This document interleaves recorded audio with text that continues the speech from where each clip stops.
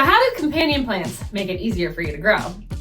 Well, in my case, I had a problem with tomato hornworms this summer, and tomato hornworms, they do turn into beautiful moss one day, but in the meantime, they grow into these big old fat caterpillars that can strip a tomato plant in less than a day. And I had a bunch of them on my tomato plants. And what I did was I put marigolds right there, and the moths that lay the hornworm eggs that turn into those tomato hornworms are, they don't like marigolds, and so they will leave them alone, and all of a sudden, no more problems.